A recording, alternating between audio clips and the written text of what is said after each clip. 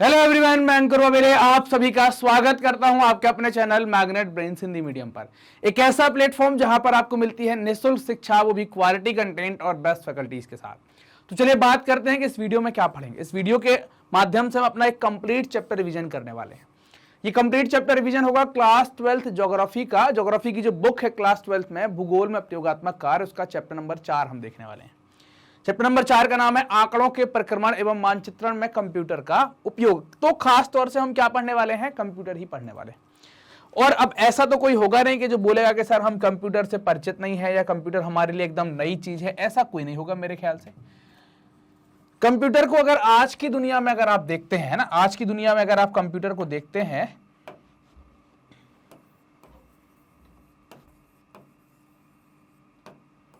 तो आप पाएंगे कि आज की दुनिया में जब कंप्यूटर आप देखते हैं तो आप पाएंगे कि इसके 2-3 पार्ट आपको देखने को मिलेंगे। इसमें सबसे जरूरी बात जो हो जाती है किसी भी कंप्यूटर में या किसी भी कंप्यूटर ऑपरेटेड चीजों में, सबसे जरूरी बात जो हो जाती है वो ये होती है कि एक तो होगा आपका हार्डवेयर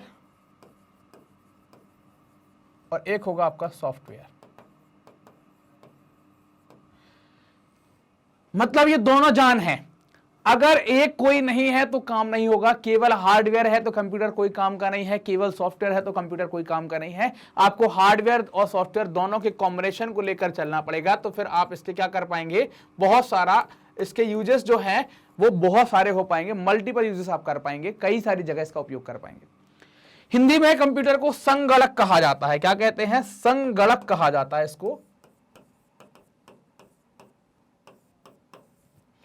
मतलब जो गणनाएं करता है उसको क्या कहते हैं, संगणक कहलाता है। ये गणनाएं बड़ी तेजी से करता है। एक आधुनिक मशीन बनाई गई थी, आपने इसकी जर्नी भी पढ़ी होगी, जब आईटी वगैरह आपने पढ़ा होगा तो उसमें देखा होगा आपने कि इसकी यात्रा चली। पहले बहुत कमरे के आकार का था, तो फिर वैक्यूम ट्यूब आया, फिर ट्यूब को रिप्लेस किया ट्रांजिस्टर से, ट्रांजिस्टर को रिप्लेस हुआ माइक्रो प्रोसेसर से, और ये कई सारी जनरेशन आती रहती है। आप मोबाइल जब खरीदते हैं तब भी आप उसमें, मोबाइल क्या है, एक मिनी कंप्यूटर का ही पार्ट है। कंप्यूटर जैसे ही कई सारी चीजें वहां चल जाती हैं। उसमें हम कई सारी चीजों का उपयोग करने के लिए सॉफ्टवेयर डालते हैं। सॉफ्टवेयर कैसे होता है, आप उसका ऐप डाउनलोड करते हैं अलग अलग चीजों का, वो सॉफ्टवेयर का पार्ट हो जाता है। तो यही कंप्यूटर हम यहां पर पढ़ने वाले हैं, इसकी चीजें देखने वाले हैं, इसका उपयोग देखने वाले हैं। और इस कंप्यूटर के हार्डवेयर एंड सॉफ्टवेयर का यूज हम किस में देखेंगे, मैपिंग के अंदर देखेंगे कि कैसे हम मैप को ड्रॉ करेंगे, कैसे हम डायग्राम को ड्रॉ करेंगे, कैसे हम जो आपका दंड आरेख है या रेखा आरेख है उसको कैसे बनाएंगे, इन सब के बारे में हम देखने वाले हैं। तो आपने कभी सोचा क्या कि आलेख की जो हम बात कर रहे हैं यहां पर, आलेख, आरेख और मानचित्र है ना, आलेख, आरेख और मानचित्र बनाने के लिए अब जिन आंकड़ों का हम एकत्रीकरण है ना, एकत्रीकरण, संकलन और प्रक्रमण करते हैं, यह कितना कठिन कार्य है। मतलब अगर आपको आलेख, आरेख और मानचित्र बनाना है तो हमें आंकड़ा चाहिए। ये तीनों चीजें अगर हम तैयार करना चाह रहे हैं, ये तीनों चीजें अगर आप तैयार करना चाह रहे हैं तो इसके लिए आपको आंकड़ा चाहिए। और आंकड़े कैसे मिलेंगे आपको, आंकड़े प्राप्त करने के लिए आपको इन दो चीजों के पास जाना पड़ेगा, इन तीन चीजों के पास जाना पड़ेगा कि आपको एकत्रीकरण करना पड़ेगा, फिर आपको उसका संकलन करना पड़ेगा, फिर आपको उसको प्रोसेस करना पड़ेगा, तब जाकर आप मानचित्र बना पाएंगे या कोई आलेख, आरेख बना पाएंगे। ये अपने आप में क्या है, एक टफ टास्क आपको देखने को मिल जाता है ना। अपने आप में क्या हो जाता है, एक टफ टास्क आप देख पाते हैं कि कठिन हो जाता है। और इसमें समय भी आपको बहुत लगता है, अधिक समय की डिमांड इस पर हो जाती है, अधिक समय की डिमांड हो जाती है, समय बहुत लगता है। यही नहीं कि इन आंकड़ों के द्वारा निष्कर्ष निकालने में भी आपको कठिनाई होती है। आप जब कंक्लूजन पर पहुंचते हैं तो भी बहुत मुश्किल होता है कि आप क्या निष्कर्ष निकालें। क्या कोई ऐसी विधि या माध्यम है जिसके द्वारा हम प्रदर्शित आंकड़ों के बाद अर्थपूर्ण अकल्पनाओं को बनाने में न केवल अपने ज्ञान की वृद्धि करें बल्कि समय को भी बचाएं, समय की भी बचत करें, तो उसके बारे में हम बात करनी। तो वो है, इस पैराग्राफ का जवाब आ जाएगा कि हाँ है, और वो क्या है, कंप्यूटर है।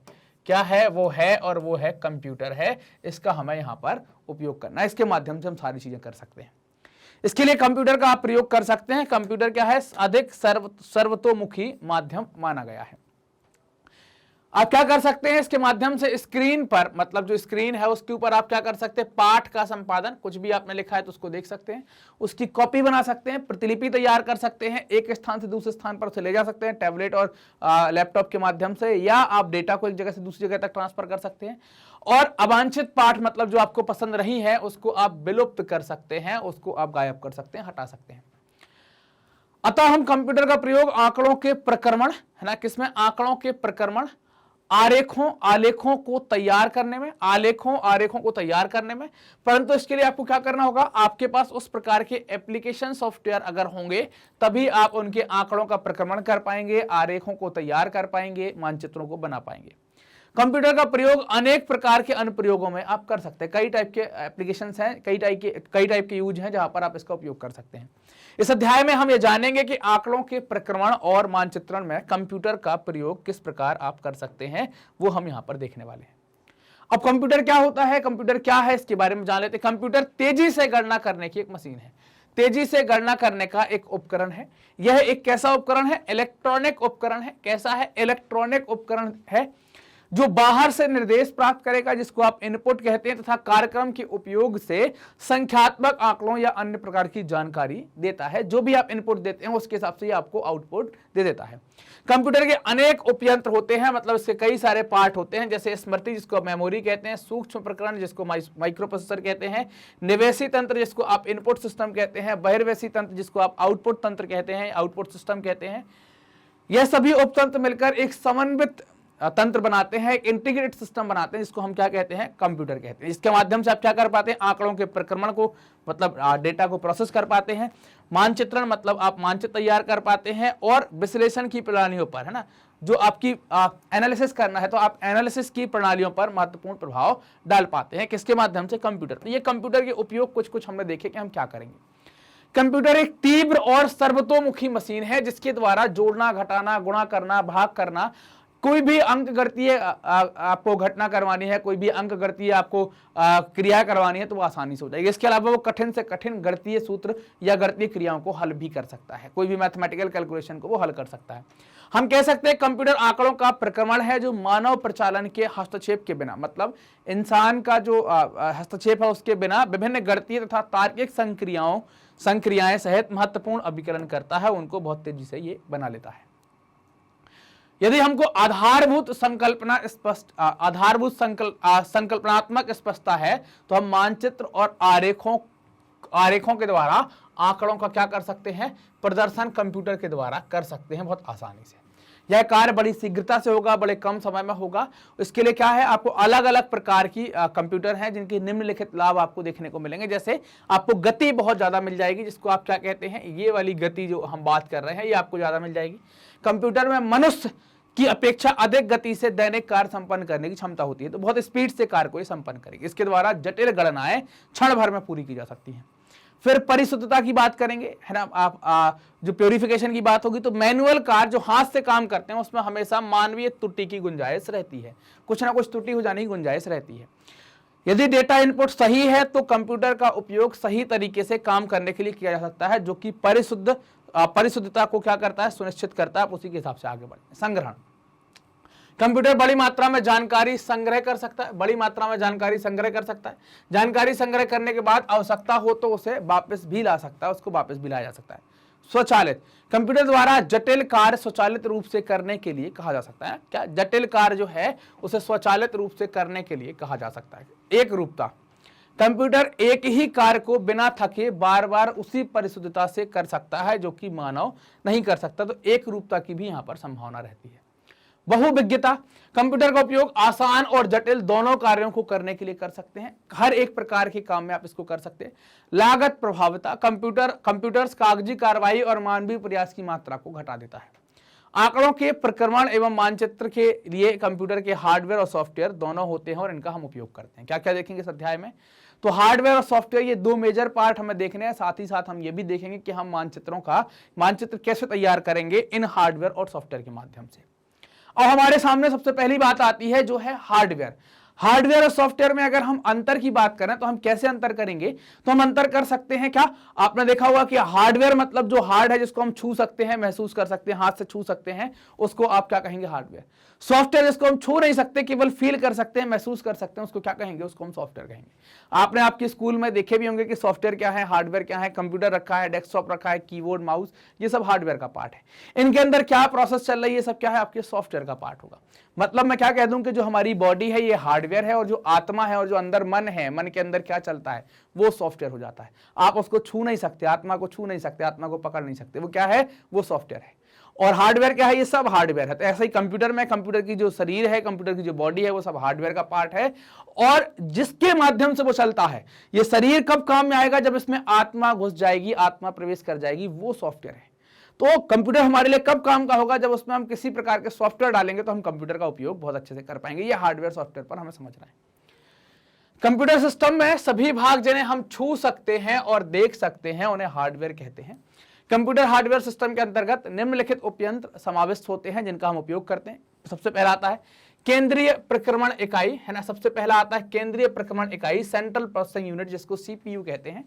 इसके अंदर आप देखेंगे आपको एक और चीज मिलेगी, आलेखी प्रदर्शन उपतंत्र, जिसको कहते हैं ग्राफिकल डिस्प्ले सिस्टम, जीडीएस जिसको कहेंगे। निवेशी साधन, इनपुट सिस्टम और इनपुट डिवाइस, और बहिर्वेशी साधन जिसको आप आउटपुट डिवाइस कहेंगे। ये आपको यहां मिलने वाले हैं। अगर एक कंप्यूटर को मैं देखूं, कंप्यूटर तंत्र को देखूं, तो इसके दो हिस्से आपको देखने को मिलेंगे। एक हिस्सा आप कहेंगे, एक हिस्सा कहलाएगा सॉफ्टवेयर और एक हिस्सा कहलाएगा हार्डवेयर। हम अभी बात कर रहे हैं हार्डवेयर के ऊपर। तो हार्डवेयर में आपको क्या मिल जाएगा, एक आपको सीपीयू देखने को मिल जाएगा, एक आपको जीडीएस देखने को मिल जाएगा, इसके साथ साथ आपको आउटपुट डिवाइस देखने को मिल जाएगी और इनपुट डिवाइस देखने को मिल जाएगी। सीपीयू के कई सारे पार्ट होंगे, जिसमें आपको एक एएलयू पर बात करनी होगी, अर्थमेटिकल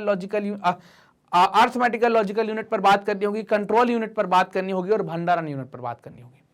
भंडारण मतलब मेमोरी की बात करनी होगी, स्टोरेज की बात करनी होगी। ये तो आपके हार्डवेयर की बात होगी। सॉफ्टवेयर में आप क्या है, सर्वत्र रूपांतरण और क्रिया कौशल मॉड्यूल, आंकड़ा प्रविष्टि एवं संपादक मॉड्यूल, आंकड़ा प्रदर्शन एवं बहिर्वेशी मॉड्यूल, ये आपको क्या देखने होंगे, सॉफ्टवेयर का पार्ट देखने होंगे। तो अभी हम हार्डवेयर पर चर्चा करते हैं, तो हार्डवेयर पर ही आगे बढ़ते हैं। सबसे पहला पार्ट आता है केंद्रीय प्रक्रमण इकाई, जिसको आप सीपीयू कहते हैं। एक बड़ा सा डब्बा आपने रखा हुआ देखा होगा, लैपटॉप में तो दिखता नहीं है, डेस्कटॉप जो देखे होंगे बगल में एक डब्बा रखा रहता है, वो सीपीयू कहलाता है। कंप्यूटर के मूल में एक केंद्रीय प्रक्रमण इकाई समाविष्ट होती है। यह सभी महत्वपूर्ण कार्य करती है। यह हार्डवेयर और सॉफ्टवेयर दोनों के निर्देश प्राप्त करती है। इसे प्रोसेसर, सेंट्रल प्रोसेसर और माइक्रो प्रोसेसर भी कहा जाता है। यह ऑपरेटिंग सिस्टम को संग्रहित करता है, उसको स्टोर करता है। यह निवेशी साधन और बहिर्वेशी साधन को एक दूसरे के साथ संबंध कराने में मदद करता है। उनका उपयोग यहां पर किया जाता है। आमतौर पर सीपीयू के तीन हिस्से मिलेंगे, एएलयू मिलेगा, अर्थमेटिकल लॉजिकल यूनिट मिलेगा, कंट्रोल यूनिट मिलेगा और भंडारण यूनिट मिलेगी। ये तीन यूनिट आपको किसी भी सीपीयू की देखने को मिलेगी। ये इंपॉर्टेंट चीजें होती हैं। अब अंकगणितीय लॉजिकल यूनिट, जिसको आप एएलयू कहते हैं, वो क्या है, तो एएलयू क्या है, एएलयू को आप कह सकते हैं कि सिस्टम, है ना, सिस्टम अंकगणितीय और तार्किक कार्य करता है। यह सिस्टम अंकगणितीय और तार्किक कार्य करेगा। अंकगणितीय कार्यों में जोड़, घटाना, गुणा, भाग शामिल है, जबकि तार्किक कार्यों में मुख्य रूप से आंकड़ों का चयन, तुलना और विलय, ये सबको शामिल किया गया है। किसमें, तार्किक कार्यों में। कंट्रोल यूनिट क्या करेगी, कंट्रोल यूनिट कंप्यूटर के सभी भागों की कार्य प्रणाली को नियंत्रित करने का कार्य करती है कंट्रोल यूनिट, तथा समन्वित नियंत्रित करता है। इसमें प्रसंस्करण और भंडारण आंकड़े सम्मिलित नहीं होते। इसमें प्रोसेसिंग, है ना, जिसको हम प्रोसेस्ड करते हैं वो, और भंडारण स्टोरेज करते हैं वो आंकड़े इसमें शामिल नहीं होते। भंडारण इकाई, जिसको आप स्टोरेज यूनिट कहते हैं, इसे रैम के नाम से भी जाना जाता है, रैंडम एक्सेस मेमोरी भी कहते हैं। यह अस्थायी रूप से आंकड़े, कार्यक्रम एवं मध्यवर्ती प्रसंस्करणों के अंतिम परिणामों को संग्रहित करता है, उनको स्टोर करने का काम करता है। इसके आंकड़ों की विशाल मात्राओं के स्थायी भंडारण के लिए आप क्या कर सकते हैं, विशाल मात्राओं में स्थायी भंडारण के लिए, है ना, विशाल मात्राओं में स्थायी भंडारण के लिए आप फ्लॉपी डिस्क का उपयोग कर सकते हैं, सीडी का उपयोग कर सकते हैं, पेन ड्राइव का उपयोग कर सकते हैं, विंडोज का उपयोग कर सकते हैं, यूनिक्स का उपयोग कर सकते हैं। इनका उपयोग आप यहां पर कर सकते हैं लंबे समय के भंडारण के लिए, लंबे समय तक स्टोर करने को लेकर। आलेखी प्रदर्शन तंत्र एवं मॉनिटर, है ना। अब हम बात करेंगे इस पर, आलेखी प्रदर्शन तंत्र एवं मॉनिटर की। यह सभी कंप्यूटर में प्रयोक्ता के लिए, है ना, प्रयोक्ता मतलब जो प्रयोग कर रहा है, प्रयोक्ता के लिए प्रधान दृश्य संचार माध्यम का कार्य करती है। उस पर सबसे पहले ये देख पाते हैं मॉनिटर पर। इसमें आलेखी और मानचित्रण अनुप्रयोगों के रंगों के प्रदर्शन की संभव विशाल विभिन्नता तथा रंगों के प्रारूपों हेतु परिवर्तन हेतु लुकअप तालिकाओं को वरीयता दी जाती है। मतलब आप जैसे कलर देखना चाहते हैं, जैसा देखना चाहते हैं, इसमें ये सारी व्यवस्थाएं आपको मॉनिटर में मिल जाती हैं। उसके माध्यम से आप रंगीन चीजें देख पाते हैं। इनपुट डिवाइस, जिनके माध्यम से आप कंप्यूटर को निर्देश देते हैं, वो सब इनपुट डिवाइस या निवेशी साधन कहलाते हैं। जिन उपकरणों की सहायता से कंप्यूटर को आंकड़े व निर्देश दिए जाते हैं, उन्हें क्या कहते हैं, निवेशी ज्ञान या इनपुट डिवाइसेस कहा जाता है। जैसे कीबोर्ड आपका एक उदाहरण हो जाएगा। कीबोर्ड एक ऐसा निवेशी साधन है जो टाइपराइटर के जैसा होता है। कंप्यूटर के ऊपर आपने कर्सर देखा होगा, माउस, वो भी आपका क्या है, इनपुट हो जाता है ना, इनपुट डिवाइस हो जाता है। इसके अलावा और कई सारी चीजें, कीबोर्ड पर जब भी आप कोई कुंजी दबाते हैं तो वो क्या होता है, वहां पर उसके कैरेक्टर प्रिंट हो जाते हैं, वहां पर ये पहुंच जाते हैं। आंकड़ों के स्थानिक प्रविष्ट के लिए, आंकड़ों के स्थानिक प्रविष्ट के लिए विभिन्न आकार वाले स्कैनर्स, क्रम वीक्षकों तथा अंक रूपकों का भी उपयोग किया जाता है। निवेशी साधन के अंतर्गत आप माउस का उपयोग कर सकते हैं, जॉय स्टिक जो होती है जिससे हम गेम खेलते हैं, कार्ड रीडर जिससे हम कार्ड रीड कर लेंगे, microphone, web camera, digital camera, barcode reader, है ना, ये सभी क्या हो जाएंगे, आपके सभी इनपुट डिवाइस के अंतर्गत आ जाएंगे। सभी को क्या माना जाएगा, सभी इनपुट डिवाइस मानी जाएंगी, सभी को इनपुट डिवाइस कहा जाएगा। बहिर्वेशी साधन क्या हो जाएंगे, जिनको आप आउटपुट डिवाइस कहते हैं, जिनके माध्यम से जो आपने इनपुट दिया है, प्रोसेस होने के बाद जो चीजें हमें दिखती हैं उसको हम क्या कहते हैं, आउटपुट डिवाइसेस कहते हैं, बहिर्वेशी साधन कहते हैं। मॉनिटर इसका सबसे अच्छा एग्जांपल आप देख सकते हैं। तो इसमें आप क्या देख सकते हैं, मॉनिटर आ सकता है, प्रिंटर आ सकता है, स्पीकर आ सकता है, प्लॉटर आ सकता है। इसमें मॉनिटर जो है वो सबसे महत्वपूर्ण बहिर्वेशी साधन है। इसे विजुअल डिस्प्ले यूनिट भी कहा जाता है, ये विजुअल डिस्प्ले यूनिट भी कहलाती है। तो बात करते हैं सॉफ्टवेयर के बारे में कि सॉफ्टवेयर क्या कहलाता है। हार्डवेयर के बारे में हम जाना क्या है, उसके इनपुट आउटपुट डिवाइस भी जान लिए। अब सॉफ्टवेयर के बारे में बात करेंगे। सॉफ्टवेयर कंप्यूटर का वो भाग है जिसको हम क्या है, छू नहीं सकते। हमने बात करी है जिसको हम छू नहीं सकते हैं। मतलब कि मैंने बताया था आपको कि शरीर की जो आत्मा है वैसा कुछ सॉफ्टवेयर है, उसको आप छू नहीं सकते, लेकिन बिना उसके कुछ हो भी नहीं सकता। उसकी आवश्यकता आपको बहुत पड़ेगी। सिर्फ आप उसको क्या कर सकते हैं, महसूस कर सकते हैं, उसको आप क्या कहेंगे, वो सॉफ्टवेयर कहलाएगा। सॉफ्टवेयर के बिना कंप्यूटर सिर्फ क्या है, एक धातु के तरीके से ट्रीट होगा, सिर्फ एक मेटल कहलाएगा। सॉफ्टवेयर के सभी कार्य, सॉफ्टवेयर से सभी कार्य आप कर सकते हैं, लेकिन आपको उसके हिसाब से सॉफ्टवेयर तैयार करवाना होगा या उसका सॉफ्टवेयर आपको खरीदना होगा। जैसे हम ये वाले सॉफ्टवेयर की बात कर रहे हैं जिस पर हम लिख पा रहे हैं, ये अलग सॉफ्टवेयर है। कुछ टाइप करने वाला सॉफ्टवेयर होगा वो अलग होगा, जिस पर ये वर्ड टाइप किए गए होंगे वो सॉफ्टवेयर अलग होगा। तो यह प्रयोक्ता द्वारा दिए गए निर्देशानुसार कार्य करता है। जो प्रयोग कर रहा है उसके द्वारा जो निर्देश दिए जाते हैं उसके अनुसार ये कार्य करता है। आंकड़ों के प्रक्रमण तथा मानचित्रण के लिए सॉफ्टवेयर में निम्न मॉड्यूलों की आवश्यकता होती है। हमने पहले जो चित्र देखा हुआ था उसमें देखा था कौन कौन से मॉड्यूल, आंकड़ा प्रविष्ट एवं संपादक मॉड्यूल पहला। दूसरे मॉड्यूल की अगर आप बात करते हैं तो क्या आ जाएगा, सर्वत्र रूपांतरण एवं कौशल मॉड्यूल के बारे में यहां पर बात की जा रही है। तीसरे पर अगर बात करेंगे तो क्या आ जाएगा, यहां पर तीसरे पर देखें तो आंकड़ा प्रदर्शन एवं बहिर्वेशी मॉड्यूल। ये 3 मॉड्यूल आपको देखने को मिलेंगे। इन 3 मॉड्यूलों की आपको यहां पर खास तौर से आवश्यकता होती है। तो अब एक एक करके चलते हैं आगे। आंकड़ा प्रविष्ट एवं संपादक मॉड्यूल की बात करते हैं। इसके अंतर्गत आंकड़ों के प्रक्रमण एवं मानचित्रण के लिए अंतरपृष्ठ आंकड़ा प्रविष्ट तंत्र, सूचना आधार उत्पत्ति, त्रुटि निरूपण, मापनी प्रक्षेप कौशल जैसे कार्यों को क्या होता है, सुगम बनाता है। तो यहां पर सबसे पहली चीज हो गई कि ये आसान बनाने के लिए उपयोग किया जा रहा है। इसके अंतर्गत अन्य किसी आंकड़ों का समाविष्ट निष्कासन, संपादन और प्रबंधन जैसे कार्य स्क्रीन पर प्रदर्शित प्रसूची, इसको मेन्यू कहते हैं, मेन्यू या अनुसंकेतक जिसको आइकन्स कहते हैं, उसका उपयोग करके भी किया जा सकता है, उसका उपयोग करके भी हम कर सकते हैं। आजकल अगर देखें तो MS एक्सेल है ना, MS एक्सेल जिस पर हम अपनी एक्सेल सीट बनाते हैं, फिर स्प्रेड सीट आपने देखी होगी, लोटस 1 2 3 आपने देखा होगा, अलग अलग है। डीबेस जैसे व्यावसायिक पैकेज आंकड़ों के प्रक्रमण मतलब डेटा प्रोसेसिंग और आलेखों के उत्पादन का समर्थन करते हैं। आलेख आपको बनाना है तो उसको ये प्रोड्यूस करते हैं। दूसरी ओर अगर आप देखें तो आपको एक चीज मिलेगी, एक सॉफ्टवेयर मिलेगा, इसको कहेंगे आर्क व्यू, एक मिलेगा आर्क GIS, एक मिलेगा आपको जियो मीडिया। तो आर्क व्यू, आर्क GIS, जियो मीडिया में आप क्या कर सकते हैं, इन सॉफ्टवेयरों का अगर आप उपयोग देखें, आर्क व्यू, आर्क GIS और जियो मीडिया में अगर आप देखें तो मानचित्रण और विश्लेषण के मॉड्यूल यहां पर होते हैं। आप आसानी से मानचित्रण और विश्लेषण का उपयोग कर सकते हैं। निदेशक रूपांतरण एवं क्रिया कौशल मॉड्यूल आपको देखना है, निदेशक रूपांतरण एवं क्रिया कौशल मॉड्यूल। वर्तमान में सॉफ्टवेयर स्थानिक आंकड़ों के स्तरों के निर्देशांक, वर्तमान में सॉफ्टवेयर स्थानिक आंकड़ों के स्तरों के निर्देशांक, समन्वयी रूपांतरण, संपादन, स्थानिक और गैर स्थानिक आंकड़ों को गुणों से जोड़ने का कार्य करते हैं। क्या होता है कि वर्तमान में सॉफ्टवेयर स्थानिक आंकड़ों के स्तरों के निर्देशांक, जो भी निर्देशांक आएंगे,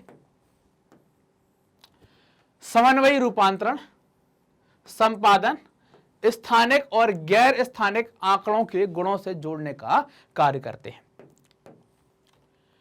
आंकड़ा प्रदर्शन एवं बहिर्वेशी मॉड्यूल की बात करते हैं तो इसमें कंप्यूटर निम्न सामर्थ्य प्रस्तुत करता है, आधुनिक कंप्यूटर निम्न सामर्थ्य प्रस्तुत करता है। झूमिंग एवं विंडोकृत, इसमें चयनित क्षेत्र एवं मापनीय परिवर्तन प्रचालन प्रदर्शित होता है। वर्ण परिवर्तन असंक्रियन, त्रिविमीय जिसको 3D कहते हैं, त्रिविमीय एवं संदर्भ प्रदर्शन के बारे में बात की जा रही है। विभिन्न चयनित विषयों का प्रदर्शन, अलग अलग टाइप के चयनित विषय हैं उनका प्रदर्शन। तो ये क्या है, इनका यहां पर आप देखें, इनका यहां पर उपयोग किया जा रहा है जो कंप्यूटर के लिए सामर्थ्य प्रस्तुत करते हैं। ज्यामितीय विधियों, ज्यामितीय जो टेक्नोमेट्री की आपकी चीजें होती है, ज्यामितीय विधियों जैसे बहुभुज आदि, इनके लिए भी।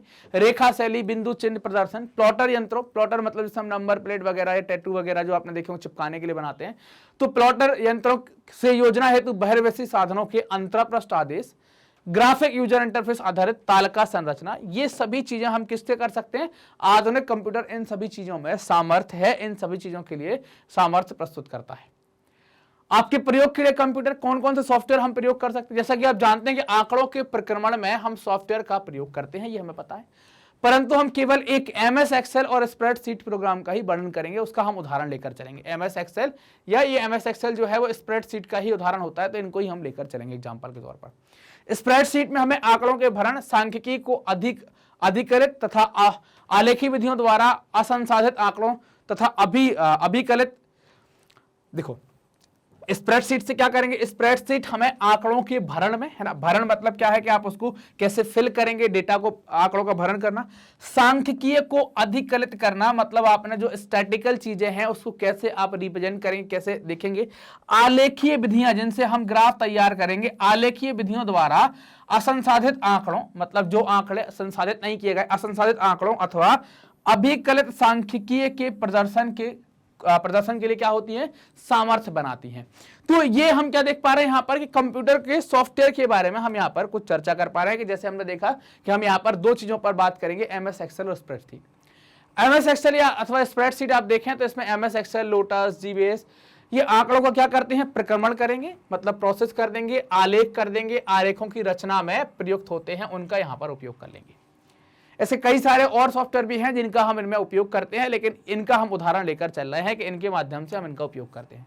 मानचित्र बनाने के लिए मानचित्र सॉफ्टवेयर के साथ इनको जोड़ देंगे तो मानचित्र भी आसानी से बन जाता है। स्प्रेडशीट क्या है, स्प्रेडशीट आंकड़ों को रो और कॉलम में व्यवस्थित करती है। जैसे MS एक्सेल में देखा होगा, ऐसी आपको एक रो मिलेगी और इस प्रकार से आपको कॉलम मिलेंगे, तो ऐसी एक सेल बनती जाएगी और आंकड़े किसमें भरते चले जाएंगे, हर एक सेल में भरते जाएंगे।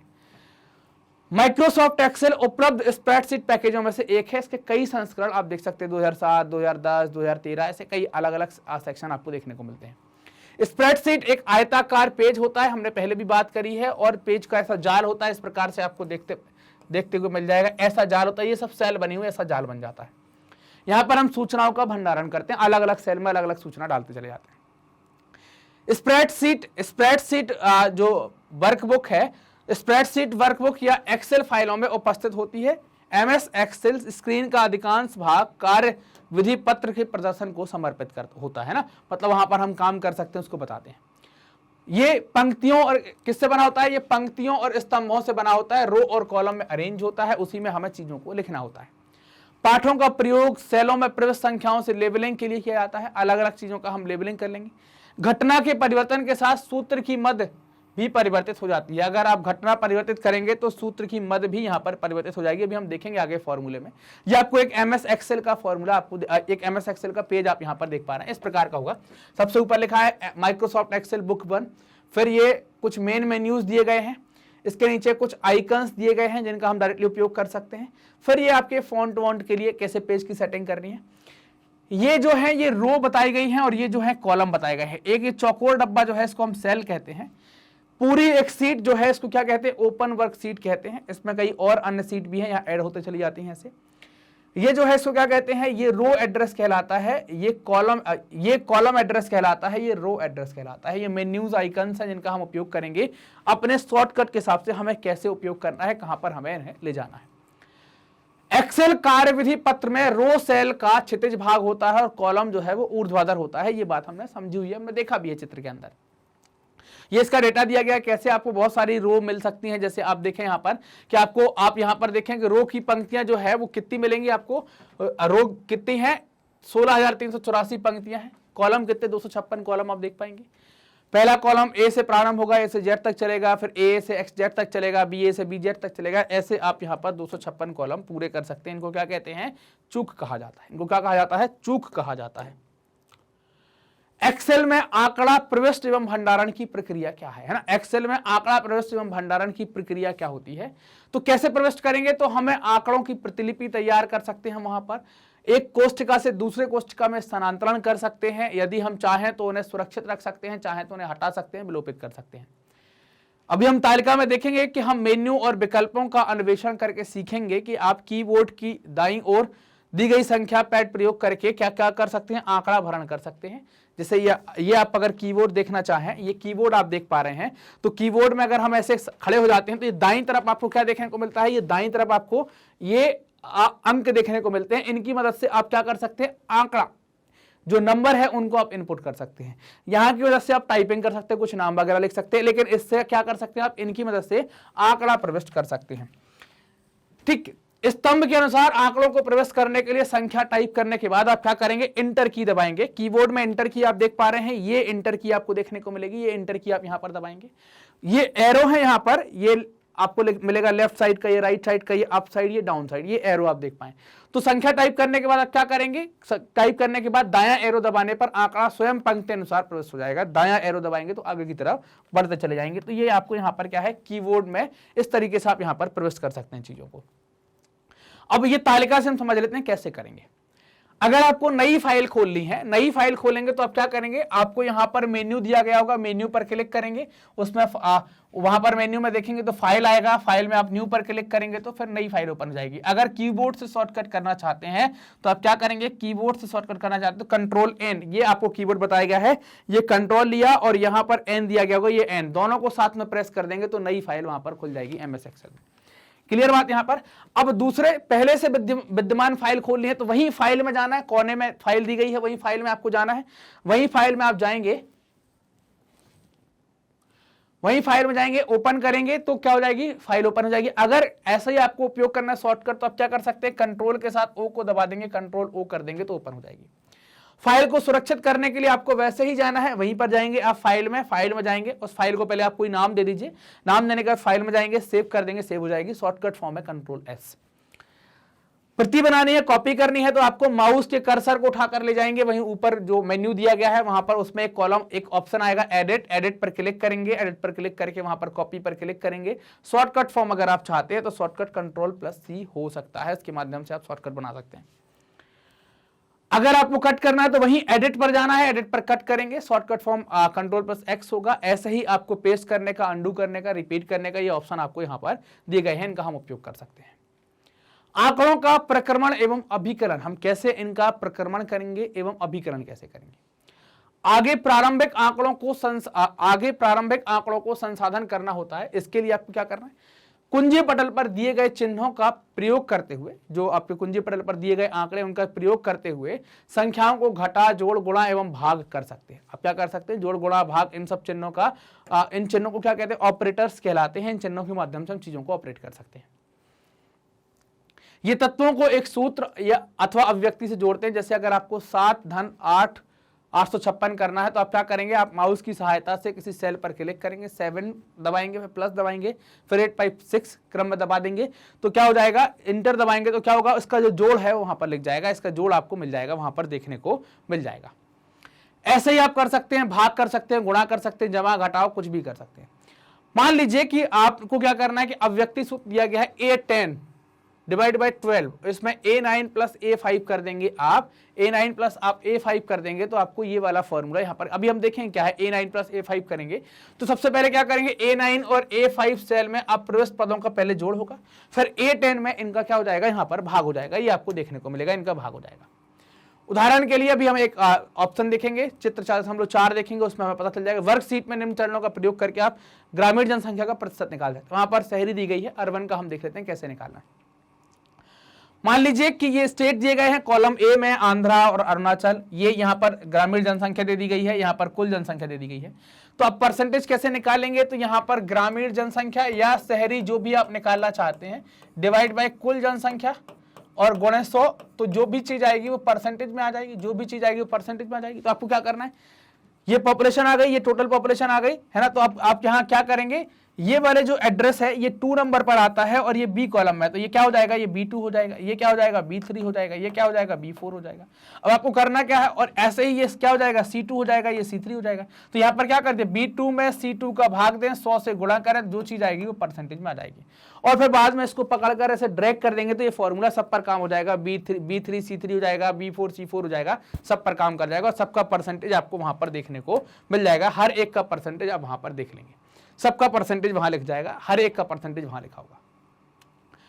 अब राज्यों की ग्रामीण जनसंख्या के प्रतिशत को ज्ञात करने के पुनः सूत्र लिखने की आपको जरूरत नहीं है। मैंने बताया आपको कर्सर पकड़ के खींच देना है तो सब जगह क्या हो जाएगा, परसेंटेज लिख जाएगा। जैसे आप ये देख पा रहे हैं, सबका परसेंटेज यहां पर आपको लिखा हुआ मिल जाएगा, एक एक का परसेंटेज यहां लिख जाएगा। पिछले अध्याय में हमने कई सारी कुछ आधारभूत सांख्यिकी विधियों की बात करी थी, जैसे केंद्रीय प्रवृत्ति की माप में हमने माध्य, माध्यिका और बहुलक की बात करी, प्रकीर्ण एवं सहसंबंध के बारे में बात करी, तो इनको भी हम इसके माध्यम से कैलकुलेट कर सकते हैं। वर्कशीट क्रियाओं में उपयोग से इन सांख्यिकी का अभिकलन करने की अनुवर्ती होती है। MS एक्सेल में अनेक निर्मित सांख्यिकी एवं गणितीय क्रियाएं इंसर्ट मेन्यू में अवस्थित होती हैं। इंसर्ट मेन्यू को क्लिक करके ड्रॉप डाउन सूची में X का चयन करेंगे और ध्यान रखेंगे संकेतक उसी सेल पर स्थित होना चाहिए जहां हम सूत्र प्रकट करना चाहते हैं। जैसे आप क्या चाहते हैं, माध्य, माध्यिका, बहुलक या जो भी आप चाहते हैं, तो गणितीय माध्य को औसत कहते हैं। गणितीय माध्य जो है वो औसत कहलाता है, एवरेज कहलाता है। MS एक्सेल में एवरेज या औसत का औसत नाम द्वारा दिखाया जाएगा, तो ये हम चीज देख लेंगे। MS एक्सेल में औसत क्रिया द्वारा भारत की विभिन्न दशकों में माध्य सस्य गहनता को ज्ञात करना चाहते हैं, तो उसके लिए हम क्या क्या चरण हम स्टेप लेंगे एक एक करके। पहला, सबसे पहले वर्कशीट में वर्णानुसार सस्य गहनता के आंकड़ों को कंप्यूटरों में दाखिल करेंगे। जो भी आंकड़े हैं उनको हम पहले इंटर कर लेंगे। फिर माउस का प्रयोग करते हुए B12 मतलब सेल कौन सी आ गई, हम ऐसे 12वें नंबर के सेल पर क्लिक कर देंगे। B12 मतलब 1 2 3 4 5 नीचे की आप B12 आ जाएगा, तो 12वें नंबर की सेल पर क्लिक करेंगे। इंसर्ट मेन्यू पर क्लिक करके ड्रॉप डाउन सूची में X क्रिया चुनेंगे और इस क्रिया को इंसर्ट कार डायलॉग बॉक्स खुलेगा। डायलॉग बॉक्स से सिलेक्ट ए कैटेगरी में स्टैटिकल का चयन करें, अभी हम देखेंगे एक एक करके। उसके बाद सिलेक्ट ए फंक्शन बॉक्स से क्या करेंगे, औसत को क्लिक करेंगे, ओके का बटन दबा देंगे। फंक्शन आर्गुमेंट नामक एक डायलॉग बॉक्स खुल जाएगा। फंक्शन आर्गुमेंट के नंबर 1 बॉक्स पहले दशक आंकड़ों पर सेल परिवर्तन में प्रवेश करेंगे। मतलब क्या होगा, आर्गुमेंट में इसमें पहले क्या लिख देंगे, हम यहाँ पर आंकड़े लिख देंगे। 1950 के दशक का वर्णानुसार गहनता दर्शाएगी। माउस का बायां बटन दबाएंगे, कर्सर को आंकड़े के सेल के कर्सर की तरफ खींचेंगे, आगे बढ़ा देंगे। फंक्शन आर्गुमेंट बॉक्स पर ओके का बटन दबाएंगे। 1950 के दशकों के लिए ये सेल क्या हो गई, 12 नंबर में जहां आरंभ में प्रसंकेतक रखा था वहां पर क्या हो जाएगी, प्रविष्ट हो जाएगी। देखो ऐसे ही हम 60 70 80 90 सबका कर लेंगे। देखो ये आ गई, ये क्या कर लिया, 1950 51 52 53 54 55 56 ये 60 तक का डेटा आ गया। यहां पर हमने सबका डेटा यहां पर लिख दिया, ये सबका डेटा यहां पर आ जाता है, सबका डेटा यहां पर लिखते चले जाते हैं। अब हमको क्या निकालना है, माध्य निकालना है। तो हमने क्या किया कि इन सबका माध्य निकल जाए, इन सबका माध्य निकल जाए, मतलब माध्य निकालने के लिए आपको क्या करना है, इन सबका जोड़ हो जाए और 1 2 3 4 5 6 7 8 9 10 इनका भाग हो जाए। तो हम क्या करेंगे, सिग्मा ये निकाल लिया जो भी वैल्यू आई और इसमें इनका भाग कर देंगे, तो इसका माध्य आप देख पा रहे हैं यहाँ आ गया, इसका माध्य आ गया, इसका माध्य आ गया, इसका माध्य आ गया, इसका माध्य आ गया। तो हम ऐसे माध्य यहाँ पर निकाल लेते हैं, माध्य निकल जाए। माध्य क्या है, सामान्य औसत है। तो कैसे निकालेंगे, ये क्रमशः हमने चीजें लिख रही हैं जो भी वहां पर लिखी हुई थी। माध्य की गणना में प्रयुक्त की गई पद्धति से मिलती जुलती पद्धति का प्रयोग माध्यिका, प्रमाक और विचलन सहसंबंध की गणना करने में भी कर सकते हैं। करना क्या है, कैसे करते हैं, आप देखें यहां पर कि हम इंसर्ट फंक्शन में चले गए। यहां पर हमने कैटेगरी को सिलेक्ट किया, जैसे हमने स्टैटिकल कैटेगरी को सिलेक्ट कर लिया, स्टैटिकल पर क्लिक कर दिया। उसके बाद हमने ओके दबाया। उसके बाद फिर हमें क्या करना था, औसत करना था। हमने एवरेज पर क्लिक किया, एवरेज पर क्लिक करके औसत दबा दिया। तो क्या हो गई, ये एवरेज वाली चीजें हो जाएंगी। अब आपको कौन सी सेल का औसत निकालना है, कहां से, तो आपने नंबर डाला कि B3 से लेकर B12 तक का आपको यहां पर जोड़ चाहिए। तो आपने क्या कर दिया, define your data range for which you have to calculate mean, मतलब आप जिस चीज को कैलकुलेट करने चाहते हैं वो रेंज डिफाइन कर दो। तो हम B3 से लेकर कहां तक कैलकुलेट करना चाहते हैं, B3 से लेकर B12 तक। तो हमने ये डेटा यहां पर लिख दिया और ओके दबाया। तो यहां पर ये इसका औसत आ गया, कितना आ गया, 113.06 ये औसत आपको यहां पर मिल जाएगा। ऐसे ही आप यहां पर देख पाएंगे हमने क्या किया, यहां पर ये इंसर्ट फंक्शन आ गया। तो यहां पर आपको एक ब्रीफ डिस्क्रिप्शन कि आप क्या चाहते हैं वो लिख देंगे। कैटेगरी आपने चूज कर ली, दबा दिया यहाँ पर ऑप्शन। यहाँ पर स्टैटिकल आप क्या चाहते हैं, कोरल ड्रॉ, हम डिजाइन देखना चाहते हैं, हमने सहसंबंध क्रिया या प्रमाप की विचलन आप जो चाहते हैं, तो आपने यहाँ पर ओके दबाया। जैसे ही आप ओके दबाएंगे तो फिर आलेखों की रचना होना स्टार्ट हो जाएगी। देखते हैं कैसे। हम तालिका रूप में प्रदर्शित आंकड़ों द्वारा कोई अनुमान लगाना चाहें तो मुश्किल होगा यदि हम इस तालिका में दिए गए आंकड़ों को आरेख या आलेख द्वारा प्रदर्शित करें, तो यह अनुमान बहुत सरल हो जाएगा, बहुत आसानी से लगा लेंगे। अतः हम कह सकते हैं कि आरेख या आलेख द्वारा आंकड़ों की अंतर वस्तु को के बीच पठन क्या हो जाता है, आसान हो जाएगा। आप जो आलेख या आरेख बना लेंगे तो आपको पढ़ना आसान हो जाएगा। उपरोक्त सस्य गहनता के लिए 50 वर्षों के आंकड़े को यदि हम उचित आरेख या दंड आरेख या रेखा ग्राफ द्वारा प्रदर्शित करते हैं तो हम मिनटों में भारत की सस्य गहनता का अध्ययन कर पाएंगे और उसके निष्कर्ष निकाल पाएंगे, उसकी प्रवृत्तियों का समुचित निष्कर्ष हम निकाल पाएंगे। कैसे करेंगे हम ये, तो समय और आंकड़ों को रेखा ग्राफ या दंड आरेख द्वारा दिखाया जा सकता है, दिखा सकते हैं। दंड आरेख एवं आयत चित्रों का प्रयोग विभिन्न इकाइयों की आवृत्ति को दिखाने के लिए कर सकते हैं। मिश्रित दंड आरेख में चक्रण पाई आरेख के अंशों को दिखा सकते हैं। मानचित्र का प्रयोग स्थिति के अनुसार आंकड़ों के प्रदर्शन के लिए भी किया जा सकता है। ये सारी बातें हम यहाँ कर सकते हैं। अब देखिए, हम यहाँ पर एक डेटा लेंगे 1991 से 2011 के दौरान विभिन्न औद्योगिक वर्गों में कर्मियों के अंश में होने वाले परिवर्तनों का प्रदर्शन करना है। इसके लिए उपयुक्त आलेखी विधि द्वारा दंड आरेख होगी, यह परिवर्तन को स्पष्ट रूप से दिखाती है। तो हमने क्या किया, यहाँ पर डेटा को इंटर कर दिया। ये देखें आप, कल्टीवेटर्स क्या हो गए, एग्रीकल्चर लेबर क्या हो गई, हाउस होल्ड लेबर क्या हो गई और अदर वर्कर्स क्या हो गए, सबको इंटर कर दिया। डेटा इंटर हो गया। डेटा इंटर होने के बाद आप देखें कि हमने सबको इंटर कर दिया। चार्ट विजार्ट पर हमने क्लिक किया। क्या किया, दबाते हुए सभी को सिलेक्ट कर लिया, जितने पर हमने इंटर किया था वहां पर चार्ट विजार्ट पर क्लिक किया। चार्ट विजार्ट पर सब टाइप बॉक्स में साधारण दंड आरेख को 2 बार क्लिक किया तो आपको इस चार्ट विजार्ट के 4 में से 2 दूसरे सोपान पर ले जाएगा, है ना। देखिए, चार्ट विजार्ट पर क्लिक किया। अब आपने क्या किया कि यहाँ पर आपको ये बार यहाँ पर मिलेगा, आप सिलेक्ट कर लीजिए आपको कैसे कॉलम में चाहिए, बार में चाहिए, लाइन में चाहिए। यहाँ पर आप देख पाएंगे ये ग्राफ कुछ इस तरीके से बन, आपने क्लिक कर दिया, नेक्स्ट दबाया तो इस तरीके से कुछ आ जाएगा। ये यहाँ पर इनकी मात्रा आ गई, यहाँ पर इनकी ईयर लग गई, आपने देख लिया कैसे चाहिए, क्या चाहिए, ये आपने यहाँ पर दिखा दिया, रो वाइज आपको चीजें आ गई। अब इसके बाद क्या करेंगे, इसके बाद अब आपको यहाँ पर यहाँ का डेटा बताना पड़ेगा, ये क्या है और ये क्या है, तो इसकी एंट्री करनी पड़ेगी। तो ये एंट्री कर दिया आपने, क्या है टाइटल, क्या है एक्स एक्सेस पर क्या है, वाई एक्सेस पर क्या है, लिख दिया तो ये आ गया, टाइटल आ गया, ये सारी चीजें आ गई। आपने फिर नेक्स्ट दबा दिया। अब आपने नेक्स्ट दबाया तो अब आपको क्या करना है कि आप कैसा चाहते हैं, ये टाइटल जो है वो कुछ चीजें जो है जिनको बॉटम में चाहते हैं तो टाइटल बॉटम में आ गया, फिर आपको कुछ स्केल दिखा दिया, ये सारी चीजें आप इनके माध्यम से ऐसे कर सकते हैं। फिर आपने नेक्स्ट दबा दिया।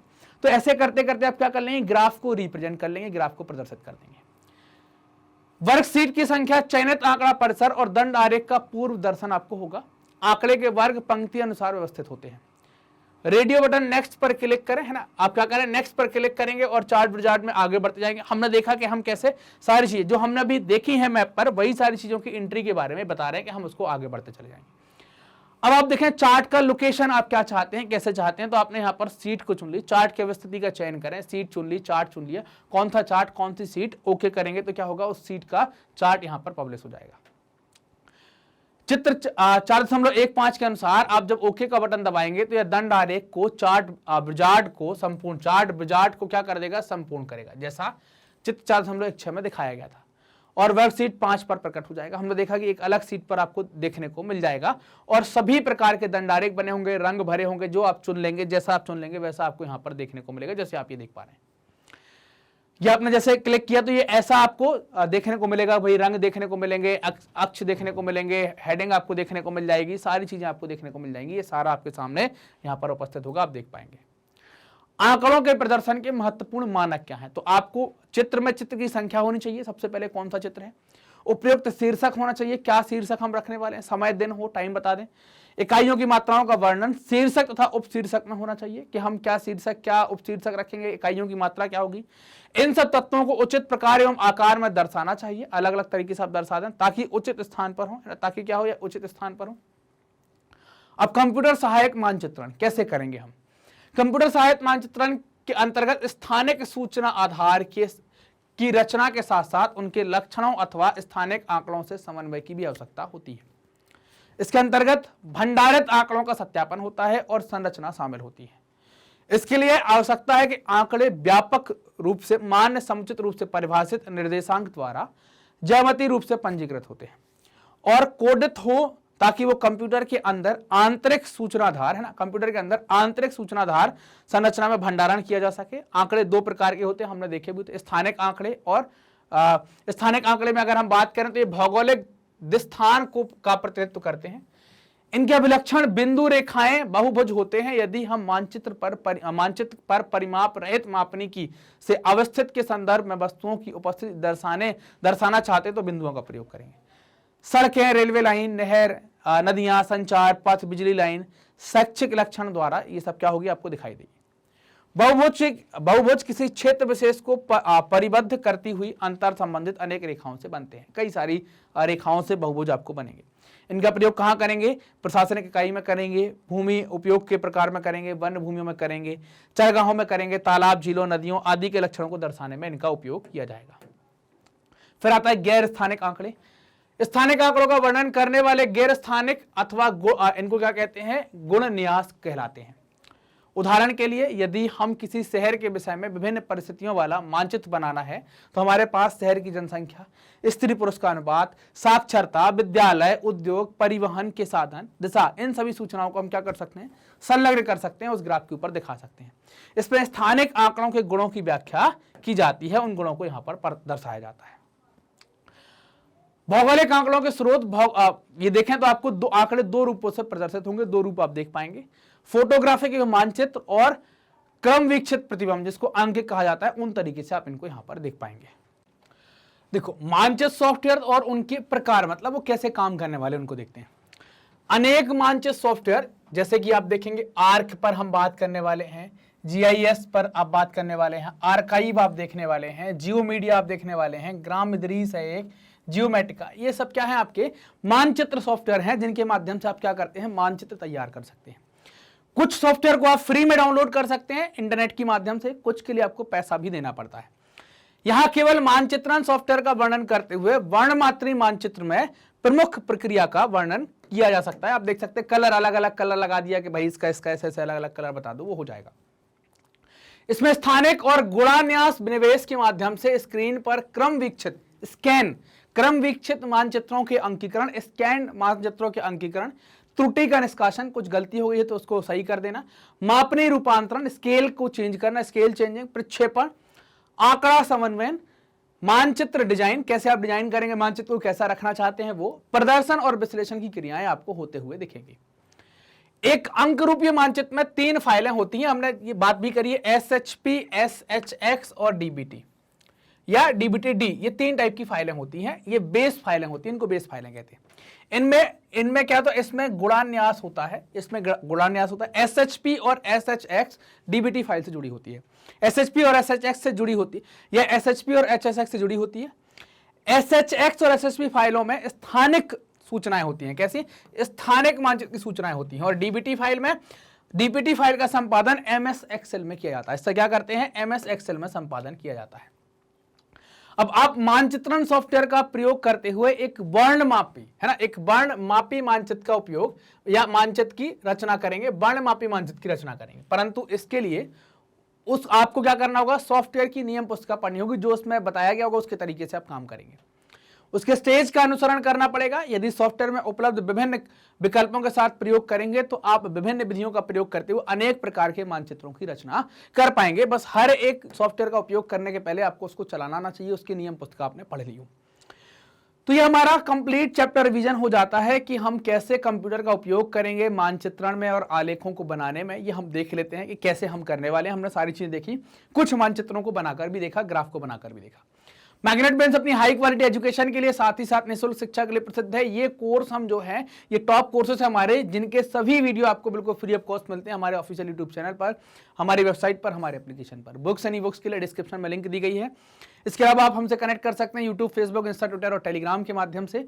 ये वीडियो आप देख रहे हैं मैग्नेट बेंस के हिंदी चैनल मैग्नेट बेंस हिंदी मीडियम पर, तो चैनल को सब्सक्राइब करें, वीडियो को लाइक करें, अपने दोस्तों के साथ जमकर शेयर करें। धन्यवाद।